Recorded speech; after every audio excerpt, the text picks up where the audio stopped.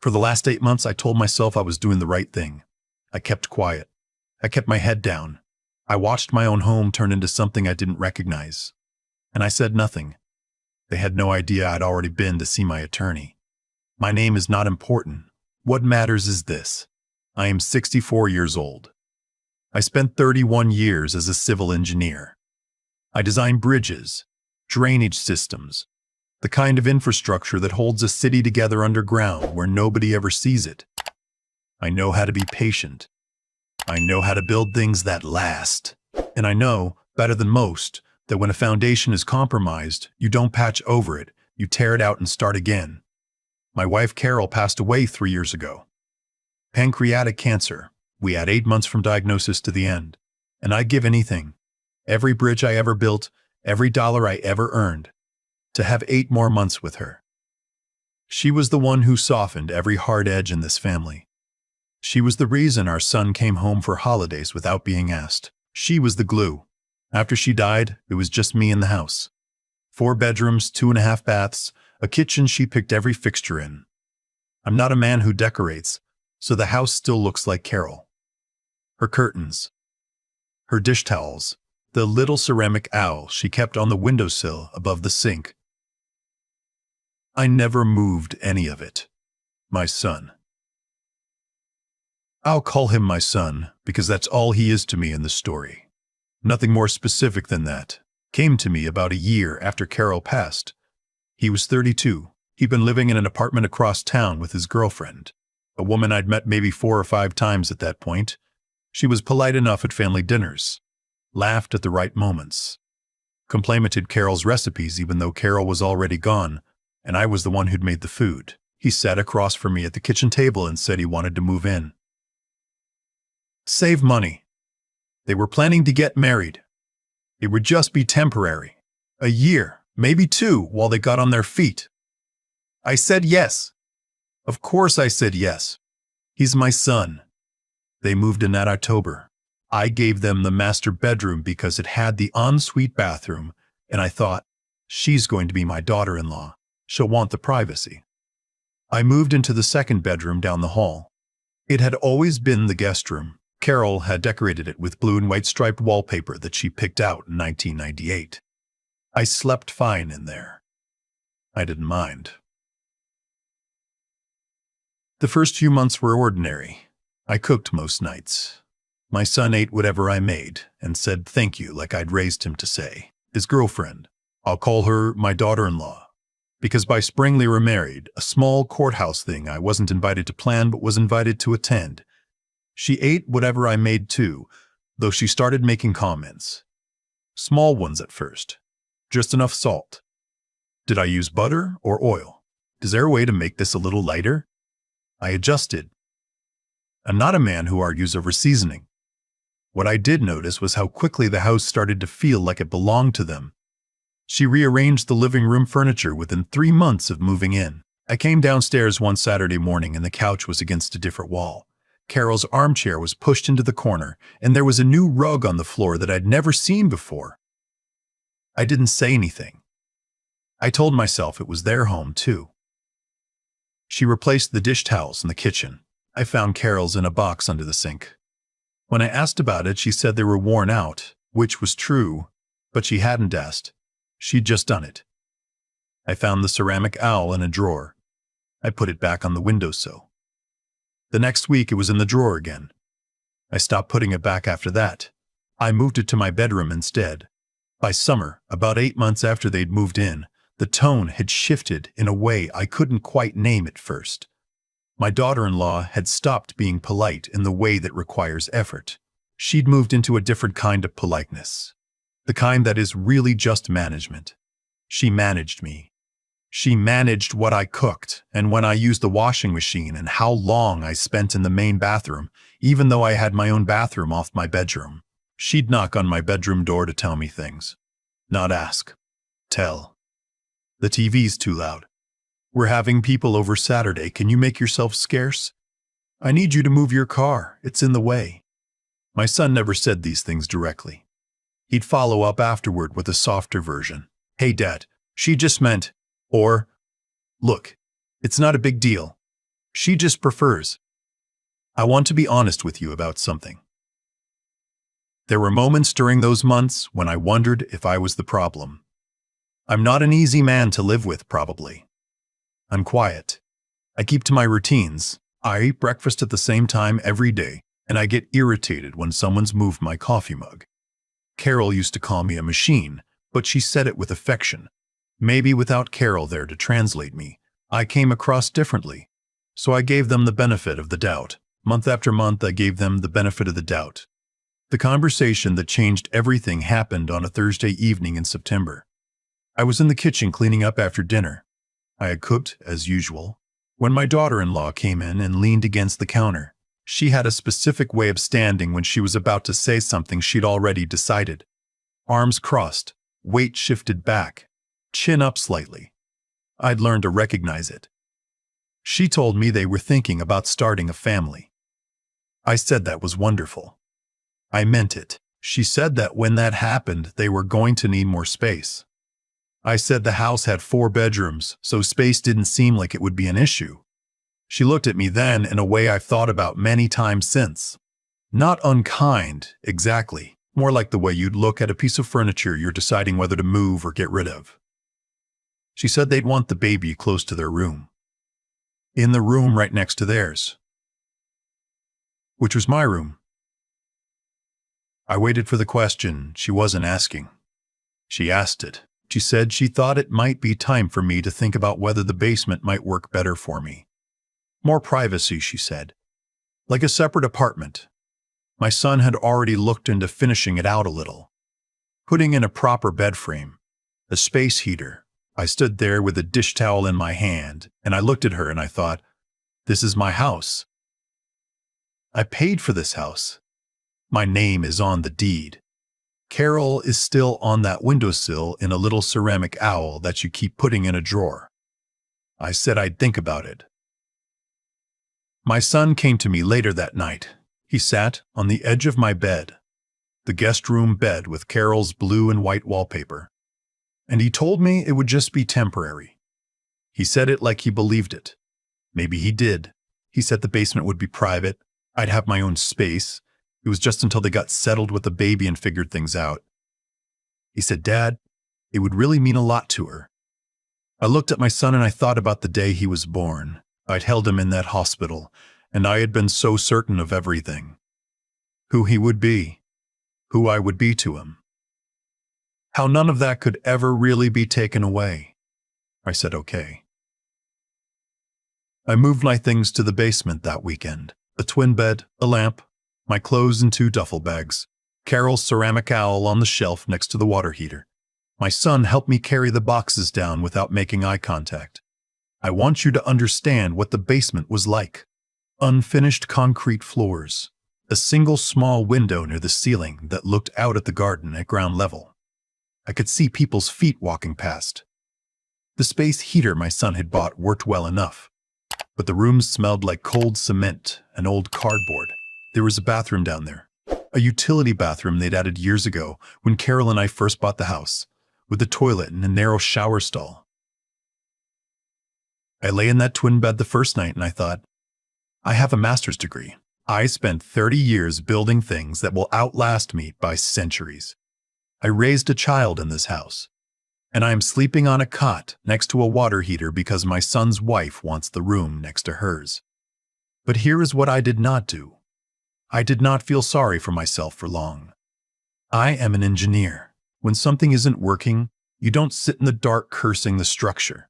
You figure out what's failing and you address it. 2 days after I moved to the basement, I called my attorney.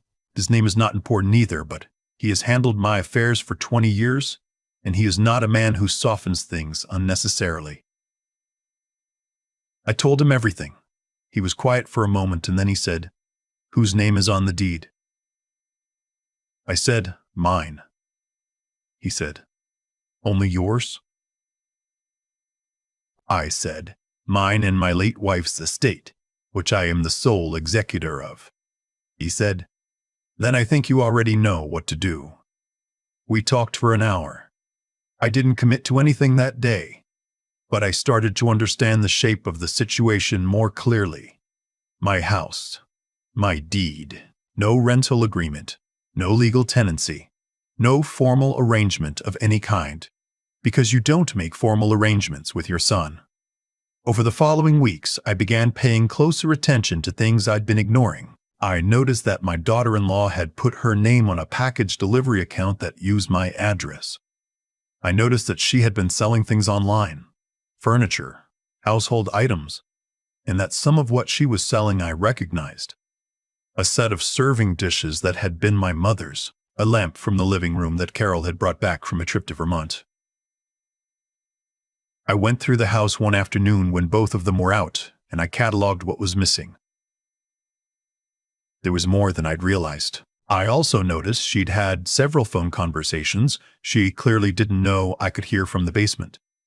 The utility room had an old laundry chute that ran up to the hallway closet on the main floor, and sound traveled down it with surprising clarity. I'm not proud of this. I wasn't intentionally listening. But the first time I heard her voice through that chute, I stopped moving and I paid attention. She was talking to someone I didn't know. The conversation was about money, specifically about what the house would sell for in the current market. She was talking about timing, about how much they could clear after end. She paused here, in a way that made the air feel very still. After everything was sorted. I stood very still next to the water heater in my concrete room, and I thought about that phrase. After everything was sorted, the next day I went to a hardware store and bought a small digital recorder. Nothing sophisticated. I put it in my jacket pocket. I want to be clear, I did not entrap anyone. I did not set a scene or manufacture a confrontation. I simply began carrying the recorder when I was in the common areas of my own house, which is my legal right in my state. Most days, it recorded nothing except the refrigerator running and the television upstairs. But about 3 weeks in, I was in the kitchen making coffee early on a Sunday morning when my daughter-in-law came downstairs and started a conversation she clearly thought was private. She'd been talking to her sister. I'd heard part of that call through the laundry chute the night before. The sister had apparently pushed back on whatever was being planned, and my daughter-in-law was now venting. Half to herself, half into her phone, which she was still holding. About how long this was taking. How she hadn't expected the old man to be so passive. How once the baby came, it would be much easier to formalize things. How her name wasn't on anything yet. But there were ways around that.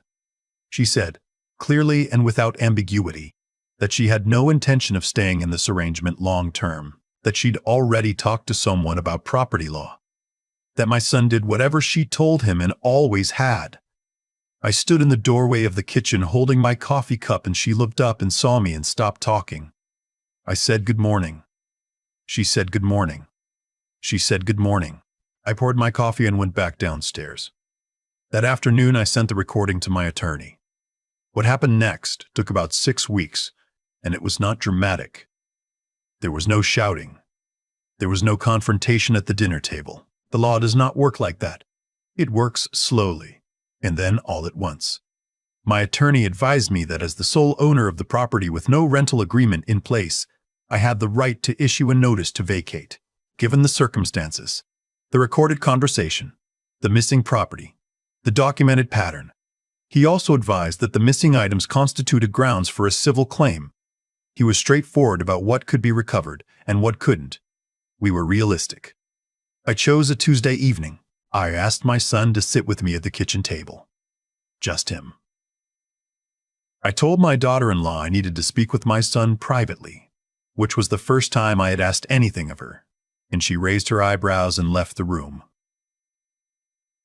I placed my phone on the table with the recording cued. I said, I need you to listen to something. I watched my son's face while he listened. I'm his father. I've been watching his face since the day he was born. I saw the moment it changed. Not the moment he heard the words, but the moment he believed them. He'd known something was wrong. He'd let himself not know it, and now he couldn't unknow it. When it finished, he sat there a long time without speaking. He said, "How long have you known?" I said, "Long enough."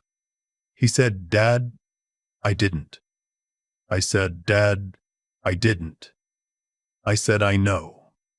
And I did know. That's the part that doesn't fit cleanly into a story about justice. My son is not a villain.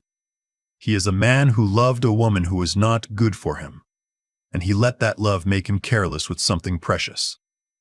He will carry that for a long time. That is his consequence, and it is not a small one.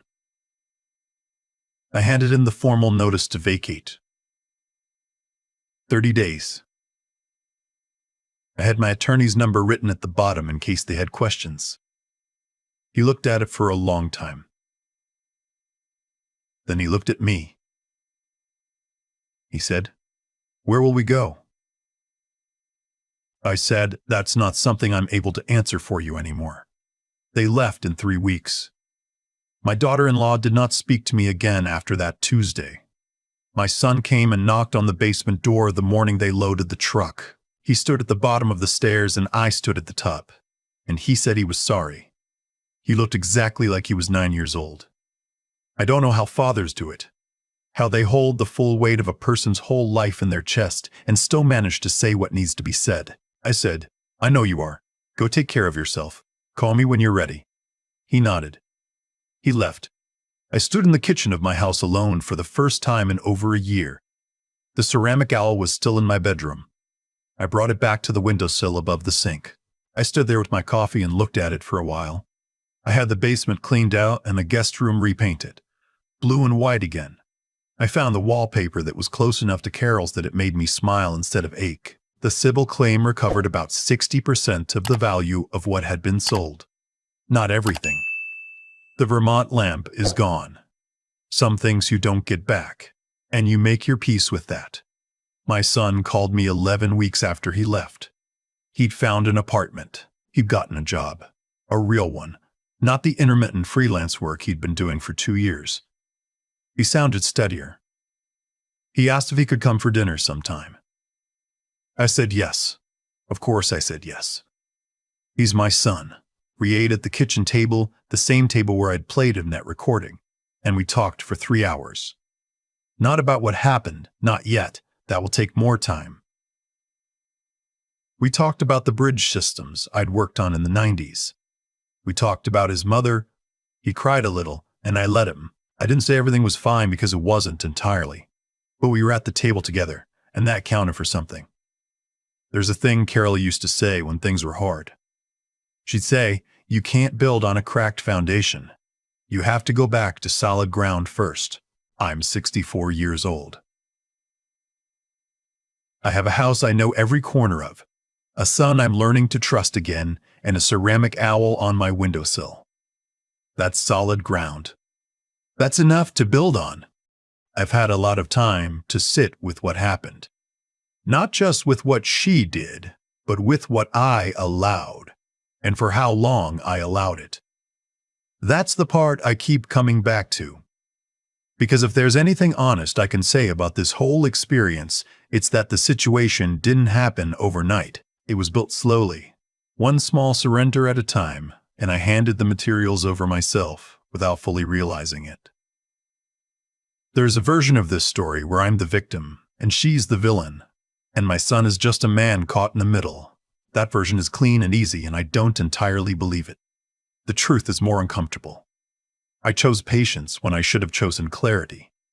I told myself I was being generous, when really I was avoiding a hard conversation, and that avoidance had a cost, not just to me, but to my son, who needed someone to tell him the truth about what was happening inside his own marriage, long before a recording made it impossible to deny. What I know now is that patience without boundaries isn't a virtue. It looks like one from the outside. It feels like one when you're doing it. But there's a difference between choosing to be patient and simply refusing to act because acting feels too difficult. I confused the two for the better part of a year, and I paid for that confusion in concrete floors and the smell of a space heater and Carol's ceramic owl sitting in the drawer. The moment I called my attorney, not to threaten anyone, not out of anger, but just to understand clearly what my actual situation was. Something shifted in me. That's what I want anyone listening to understand. I didn't get my house back because I was clever or because I was lucky. I got it back because at a certain point I stopped waiting for the situation to correct itself, and I decided to understand it clearly and then act on what I knew. That's not revenge. That's just what it looks like when you finally respect yourself enough to take your own circumstances seriously. My son is a good man who made a serious mistake. He let someone redefine what was acceptable inside his own family, and he did it gradually enough that he couldn't see it happening until the recording played back in his own voice. I don't say that to shame him. I say it because I think a lot of people listening to this will recognize that process. The way love can make you slowly rearrange what you thought you believed. The cost of that rearrangement isn't always paid by the person doing the rearranging. Sometimes it lands on the people who loved them longest and asked for the least. He's rebuilding now. So am I. That's not a neat ending, but it's a real one. Carol used to say that the most important thing a person can do is stay honest about where they actually are before they try to figure out where they're going. She was right about most things. She was definitely right about that. The owl is back on the windowsill. The foundation is solid. That's where we start.